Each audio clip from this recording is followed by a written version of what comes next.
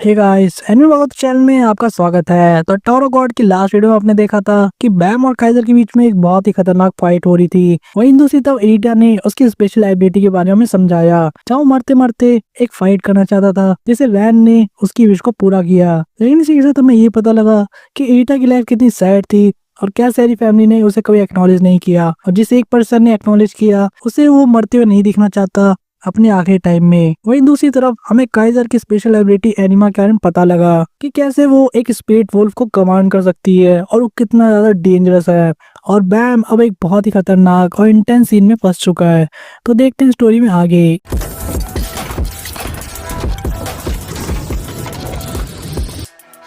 Fight वहीं से start होती है जहाँ काइजर और बैम एक दूसरे को हर तरीके से हराने की कोशिश कर रहे थे, जहाँ पे इस बार काइजर थोड़ी सी भारी पड़ रही थी। बैम अभी सारे अटैक को डॉज कर रहा था, लेकिन वो समझ गया था कि जिस तरह की चोट उसे लगी है बहुत देर तक ये चीजें नहीं चल सकती। और साथ ही काइजर जो ओपनिंग दे रही थी वो पक्का एक तरीका ट्रैप है। लेकिन अब बैम के पास कोई चॉइस नहीं थी और डिसाइड करता है कि उस ट्रैप में ही अटैक करके अपने चांसेस लेगा। वहीं दूसरी तरफ कून रेड ऑन को बार बार कह रहा था कि जल्दी से याद करो कि वो कौन सी एबिलिटी थी काइजर की जिसके बारे में उसने आवाज सुनी थी। कून के द्वारा काफी प्रेशराइज करने के बाद एंड में उसे याद आ जाता है कि वो टेलीपोर्ट कर सकती है, और यही इन्फॉर्मेशन उसके कंपेनियन ने दी थी जिसने काइजर से फाइट की थी कि काइजर टेलीपोर्टेशन का भी बहुत अच्छा इस्तेमाल करती है। जहाँ पे कून को बिल्कुल विश्वास नहीं हुआ कि किस तरह का नॉनसेंस है, और काइजर वैसे भी कोई लाइट बियरर नहीं है। लेकिन रेडॉन कहता है ये एक रेगुलर टेलीपोर्टेशन नहीं है, इसके अंदर वो इंस्टेंटली अपने पेट वुल्फ के साथ जगह बदल लेती है। और अब कून का दिमाग पूरी तरह से खुल चुका था कि यहाँ पे चल क्या रहा है। वहीं पे बैम के ऊपर वो लगातार बहुत खतरनाक अटैक कर रहा था, लेकिन बैम ने भी अपने पूरे चांसेस लिए और वो बिल्कुल काइजर के फेस टू फेस अटैक करने के लिए काफी पास आ चुका था। जहाँ पे कून उसको पीछे चिल्लाते कहता भी है कि तुम ध्यान रखना पीछे से। लेकिन काइजर खुश हो जाती है कि आखिर बैम उसके ट्रैप में आ ही गया, जहाँ वो अपनी स्पेशल एबिलिटी का यूज करके स्विच कर लेती है और टेलीपोर्ट होकर ठीक उसके पीछे आ जाती है। और बैम जो अटैक काइजर पे करने वाला था उसकी जगह वहाँ पे वुल्फ आ जाता है, और उसे समझ नहीं आता कि काइजर डिसअपेयर कैसे हो गई, और वुल्फ का अटैक सीधे बैम के ऊपर पड़ता है। और अब वो नोटिस करता है कि काइजर उसके पीछे आ चुकी है, जहाँ पे कून उसे चिल्ला के बताता है कि आखिर काइजर की स्पेशल एबिलिटी क्या है और कैसे वुल्फ के साथ जगह बदल सकती है। और उसी टाइम एक अनाउंसमेंट चालू होती है कि काइजर ने ज्यूल ग्रेस की बॉडी के साथ कांटेक्ट बनाया है और नेम स्टीलिंग चालू हो चुकी है। जब बैम अपने मन में कहता है कि मैं नहीं चाहता था कि मैं इस पावर का यूज करूं, और हम देखते बैम को एक खतरनाक राउंड किक देते हुए, वो भी काइजर के मुंह पे। और काइजर को समझ नहीं आता कि कैसे उसके नीडल जिस एक तरीके से बैम को पूरी तरह से बांध दिया था और उसकी बॉडी को स्टील कर दिया था, उसे बैम ने खोल लिया। और ये अटैक इतना खतरनाक था कि सीधे जाके काइजर के फेस पे लगता है, लेकिन काइजर उसी स्टैंड पे खुद को वापस स्विच कर लेती है और वुल्फ उसके पैर को पकड़ लेता है। और अब बैम दो जगह से घायल था। वो ना बहुत ज्यादा वेट नहीं करना चाहता था, लेकिन रेडॉन उसे समझाता है अगर तुम इसमें इन्वॉल्व हुए तो तुम मारे जाओगे। और वो इसे यही पूछता है कि जब तुम गुस्से में हो तो तुम इसका नाम दूसरा क्यों ले रहे हो, क्योंकि इससे पहले हर बार उसने उसे वियोल कह के बुलाया था। वहीं काइजर अब बैम की तारीफ करते हुए कहती है मुझे लगा था मैंने तुम्हें अच्छे से फंसा लिया है, लेकिन लगता है तुम्हारे अंदर अभी कुछ स्ट्रेंथ बची है। वहीं बैम काइजर से पूछता है कि टेलीपोर्टेशन भी क्या वुल्फ की एबिलिटी है, लेकिन काइजर बताती है कि नहीं, ये मेरी अपनी एबिलिटी है जिस पे एनिमल को मैं कमांड करती हूँ, मैं उनके साथ जगह स्विच कर सकती हूँ। और बैम को समझ आ जाता है कि यही वो स्किल थी जिसकी वजह से एंडोर्सी काइजर से हारी थी, और इसीलिए काइजर ने वो ओपनिंग दी थी ताकि वो अपनी स्किल का यूज करके लोगों के नाम को चुरा सके। लेकिन अब बैम के माइंड में एक और क्वेश्चन आया जो उससे पूछता है कि एंडोर्सी अपने बॉम्ब का यूज करके उस चीज को एस्केप कर सकती थी, जिस पर काइजर से बताती है कि उस टाइम एंडोर्सी को ये बात नहीं पता थी कि काइजर उसकी कमर पे हाथ रख के भी उसका नाम चुरा सकती है, और ये उसकी अपनी केयरलेसनेस थी। और अब बैम को समझ आ जाता है कि क्यों एंडोर्सी काफी कॉन्फिडेंट थी कि अगली बार जब भी वो फाइट करेगी वो पक्का जीत जाएगी काइजर के अगेंस्ट। वही काइजर अपना नेक्स्ट अटैक स्टार्ट कर देती है, ये कहते हुए कि बहुत बुरा हुआ कि तुम इस बार बच गए, लेकिन सिर्फ तुम्हें मेरी एबिलिटी पता है, इससे कोई फर्क नहीं पड़ने वाला, क्योंकि तुम अब नहीं जीत सकते। तुम या तो एक स्लो डेथ मरोगे या फिर तुम मेरे सर्वेंट बनोगे, दोनों ही रास्तों में तुम खत्म हो। वहीं काइजर के सारे नीडल एक साथ बैम की तरफ आ जाते हैं, जिसे बैम अपने फ्लैंक शिंशु से उड़ते हुए डॉज करता है। जहाँ पर रेड ऑन दूर से देखते हुए कहता है अब क्या करेंगे, इस तरीके से तो वियोल जीतने से रहा, ऊपर से उसके गांव भी बढ़ते ही जा रहे हैं। लेकिन कून के मन में एक अलग ही थॉट था, जैसे कि काइजर सही में एक टफ अपोनेंट है और जिस तरह का एनवायरनमेंट और रूल्स यहाँ पर है वो सभी उसके फेवर में है, लेकिन फिर भी उसके अंदर ऐसी गट फीलिंग थी कि बैम बिल्कुल नहीं हारने वाला, चाहे काइजर ने बैम को कितना ही ज्यादा कॉर्नर में कर दिया हो। क्योंकि जिस तरह का प्रेशर उसने तब फील किया था जब बैम ने हाकिन के साथ फाइट की थी, वो बिल्कुल ही अलग थी। ऐसा लगता है जैसे बैम और हाकिन के बदले में काइजर कोई चीज लैक करती है, उसके अंदर कुछ एक चीज की कमी है। वहीं बैम के पैर की हालत अब और भी ज्यादा खराब हो चुकी थी। बैम फील कर पा रहा था उसकी बॉडी में ब्लड लॉस होने की वजह से काफी ज्यादा एनर्जी कम हो गई थी, यहाँ तक कि उसे अब दिखना भी काफी कम हो गया था। वहीं पे लगातार डॉज करते करते एक टाइम के बाद इंट्यूशन भी काम करना बंद कर देती है।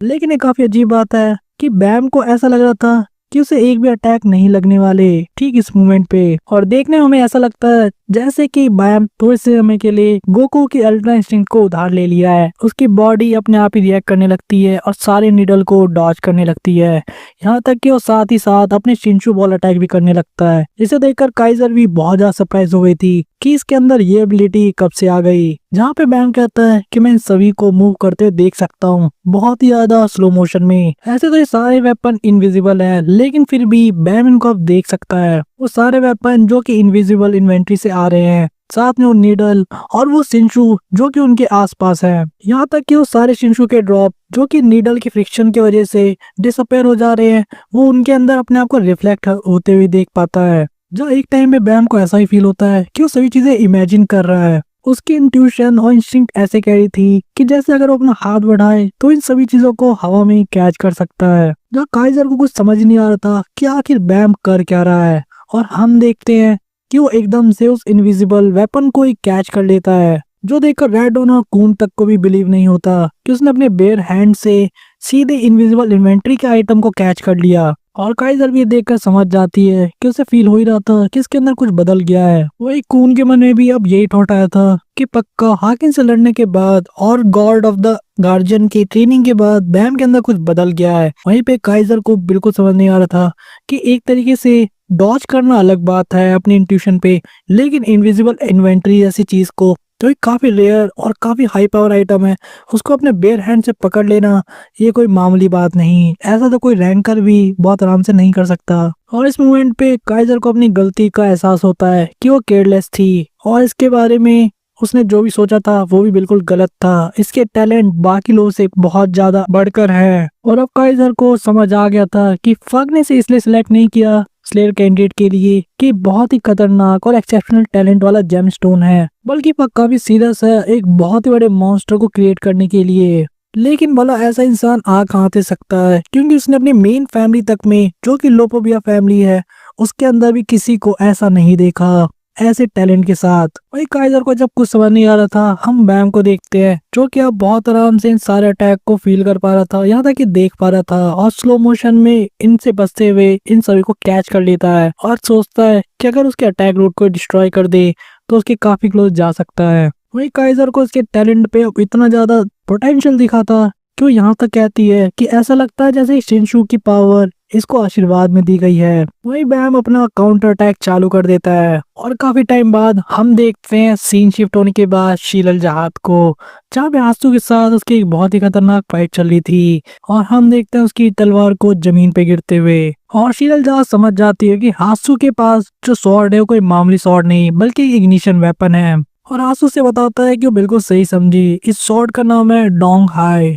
और ये स्वॉर्ड इसीलिए जनरली यूज नहीं करता क्योंकि इसको व्हील करना ही बहुत ज्यादा डिफिकल्ट है। ऊपर से स्वॉर्ड आज से पहले कभी इग्नाइट ही नहीं की गई थी। शीतल जात को भी ये सुन के थोड़ा सा शौक तो लगा था, जब वो ये भी कहती है कि तुम झूठ बोलने वाले तो नहीं लगते, लेकिन लगता है तुम ब्लफ कर रहे हो, क्योंकि कोई डी रैंक रेगुलर का बंदा इस तरह के वेपन को यूज नहीं कर सकता जो बिना इग्नाइट किए भी इतना बड़ा पावर अटैक कर सके। जहाँ आंसू कहता है मुझे इससे कुछ फर्क नहीं पड़ता क्योंकि तुम्हें जल्दी पता लग जाएगा कि मैं ब्लफ कर रहा हूँ या नहीं, और सच बताऊं तो मैं तो बिना इग्नाइट की तुमसे फाइट करना चाहता हूँ, क्योंकि एक बार मैंने इसे इग्नाइट कर दिया तो मैं भी इसे सही से कंट्रोल नहीं कर सकता। और तभी हम एक आवाज सुनते पीछे से जो उन दोनों को रुकने के लिए कह रहा था, और हम देखते शिविशु को तो यहाँ पे आ चुका था, ये कहते हुए कि मुझे नहीं लगा था कि शीलल जहाज खुद यहाँ पर आ जाएगी। और उसे एक तरीके का ताना मारते हुए कहता है कि लगता है आजकल जहाज प्रिंसेस के पास कुछ भी करने के लिए नहीं है। और वो ये भी इन्फॉर्म करते हुए कहता है कि मुझे बताते बहुत दुख हो रहा है, लेकिन जब तुम यहाँ लड़ने में लगी हो वी ऑल सीधे गैलरी तक पहुंच चुका है,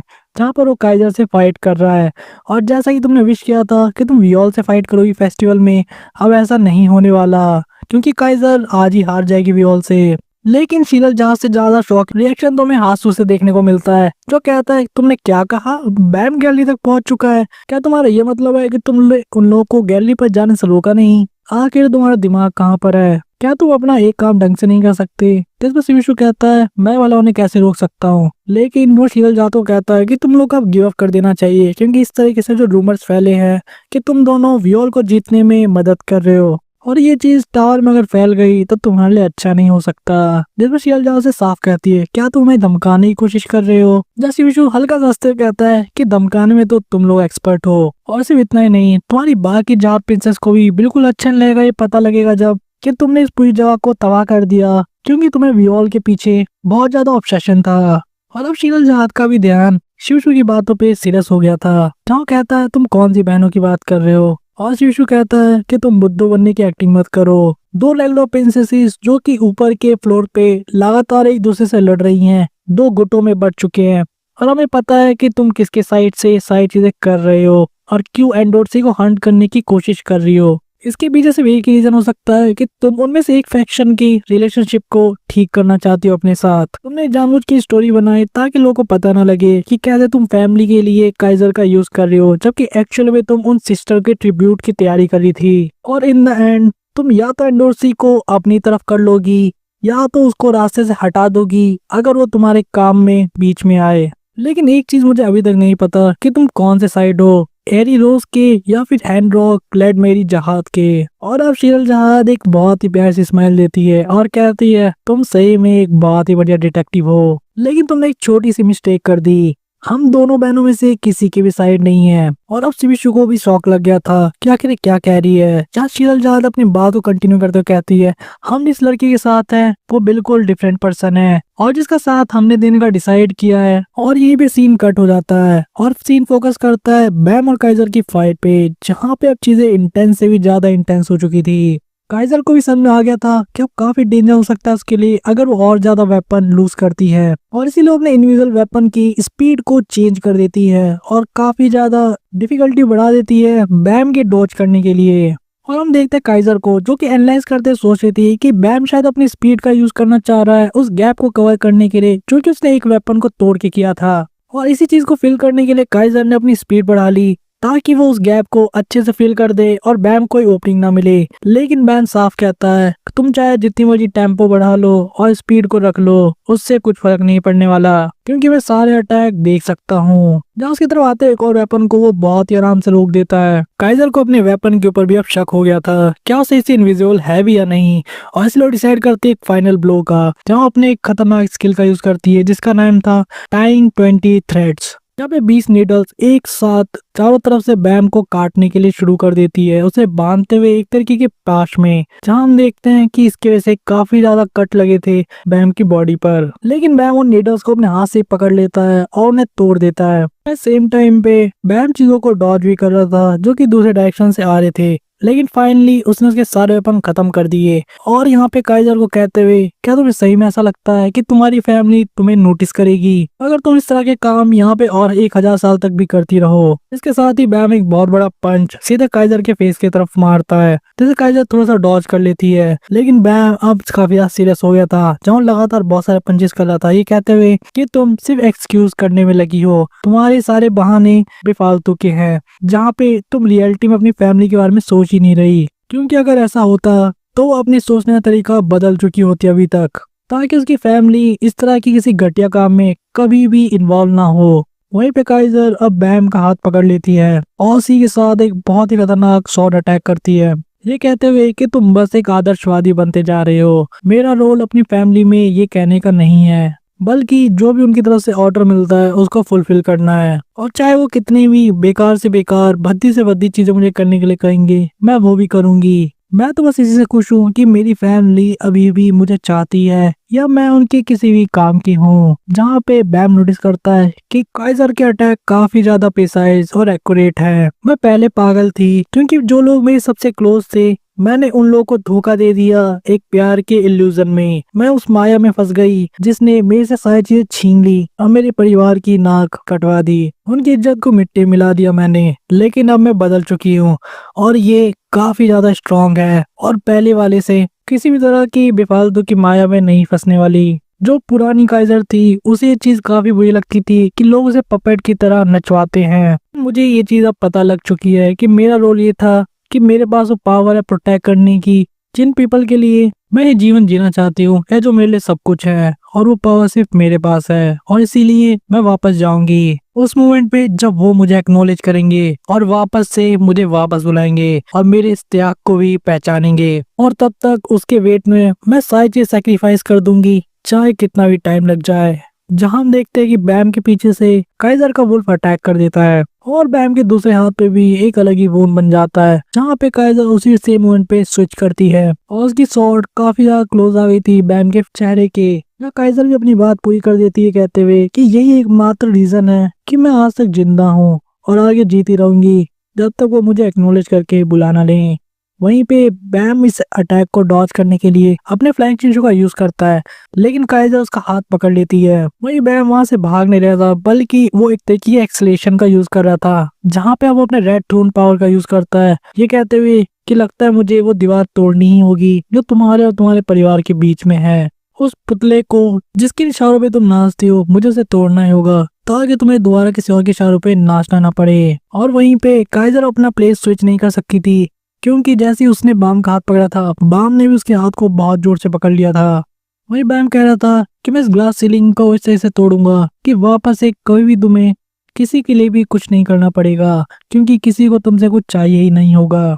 और हम देखते एक अलग ही तरह की फीस्ट जो कि रेड कलर की ग्लो कर रही थी, जहाँ पे बैम कह रहा था भला कैसी दुनिया में तुम जीती हो जहाँ दूसरे के इशारों पे नाचने से तुम्हें खुशी मिलती है। और हम देखते हैं जिनसू का इस type extreme flare wave explosion, जहाँ पे एक बहुत ही बड़ा धमाका होता है सीधे काइजर के ऊपर, जो कि फ्लोटिंग शिप के बाहर से भी देखा जा सकता है। वो पूरी जगह एक तरीके से डिस्ट्रॉय हो जाती है, जहाँ पे बैम और रेडॉन भी अपने अपने लाइट हाउस पे थे। और हम देखते काइजर को जो कि जमीन पे डिफीटेड पड़ी थी, उसके बॉडी से भी अब खून गिर रहा था। और काइजर अपने मन में सोचती है जमीन पे पड़े पड़े कि मैं बिल्कुल भी हिल भी नहीं सकती, मुझे लगा नहीं था कि एक डायरेक्ट हिट इतनी ज्यादा पावरफुल हो सकती है। मुझे लगता है कि अब अंत आ गया है। जहाँ पे खून पीछे से भागते हुए आता है, ये कहते हुए बैम तुम ठीक हो। जहाँ पर बैम कह रहा था कि तुम्हारी फैमिली जिसको तुम इतनी मेहनत से प्रोटेक्ट करना चाहती हो, क्या तुम्हें वो याद भी है उनके नाम? जहाँ काइजर कहती है कितनी ऑब्वियस सी चीज तुम मुझसे पूछ रहे हो, मैंने यहाँ पे 1000 साल ऐसे नहीं बिताए, लेकिन मैं तब भी उनके नाम नहीं भूली, किसी एक के भी, इवन एक मोमेंट के लिए भी। मैंने हमेशा उन लोगों को मिस किया और उनके लिए बुरा फील किया। और यहाँ बैम का एक और क्वेश्चन आता है, तो क्या तुम्हें अपना नाम याद है? जब हम काइजर को देखते हैं जिसके फेस एक्सप्रेशन काफी अलग हुए थे, मास्क के ऊपर से हम देख पाते हैं। जब बैम से पूछता है वो रियल नेम जो कि तुमने यहाँ पे नहीं रखा, मैं काइजर की बात नहीं कर रहा बल्कि तुम्हारे रियल नेम की, क्या तुम्हें वो याद है? ना काइजर को वापस से फ्लैशबैक आने लगते हैं कि उसका रियल नेम एक प्राउड ग्रे वुल्फ, जो कि एक बहुत प्यारी सी लड़की थी जो अपने आसपास की सभी चीजों को प्यार करती थी, खुश रहती थी। उस भोली वाली सी लड़की का क्या नाम था जो कि सब कुछ छोड़ने के लिए तैयार हो गई थी सिर्फ लड़के के प्यार में। और एक दिन गिल्ट के मारे उसे अपना चेहरा छुपाना पड़ा इस मास्क के पीछे, और उसे अब बिल्कुल याद नहीं आ रहा था कि उसका क्या नाम है। और ये चीज काइजर एक्सेप्ट भी करती है बैम के सामने कि उसे अपना नाम याद नहीं आ रहा। बैम और काइजर की इस खतरनाक फाइट के एंड और साथ ही में काइजर के डिफीट के साथ टॉर गॉड की एक्सप्रेशन वीडियो को यहीं पे खत्म करते हैं। जहाँ पे इस वीडियो में हमें शिविशु से एक हिंट मिला कि कैसे ऊपर के फ्लोर्स में जाल प्रिंसेस आपस में फाइट कर रही हैं, जिसके काफी सारे पॉलिटिकल रिपरकशंस हो रहे हैं पूरे टावर में। लेकिन शीरल जहाज और उसकी बहन किसी और की साइड में है। वहीं दूसरी तरफ क्या काइजर अपना रियल नेम याद कर पाएगी जहाँ उसने अपनी फैमिली के लिए सब कुछ सेक्रीफाइस कर दिया? क्या उसकी फैमिली उसे कभी एक्नॉलेज करेगी भी या नहीं, या बस उसका यूज करती रहेगी? और बैम क्या काइजर को इस जगह से आज़ाद करने में कामयाब हो पाएगा या नहीं? सभी चीज़ जानने के लिए हमारे नेक्स्ट वीडियो का वेट करें। तब तक के लिए अगर आपको वीडियो पसंद आई हो आप वीडियो को लाइक कर सकते हैं, चैनल को सब्सक्राइब करिए और ज़्यादा से ज़्यादा इस वीडियो को शेयर करिए ताकि आप हमारी नेक्स्ट वीडियो को भी देख सकें। और आप हमें कमेंट करके बता सकते हैं कि आपको और कौन सी वीडियोस पसंद है और आप इस चैनल पे देखना चाहते हैं। तब तक के लिए बाय गाइस।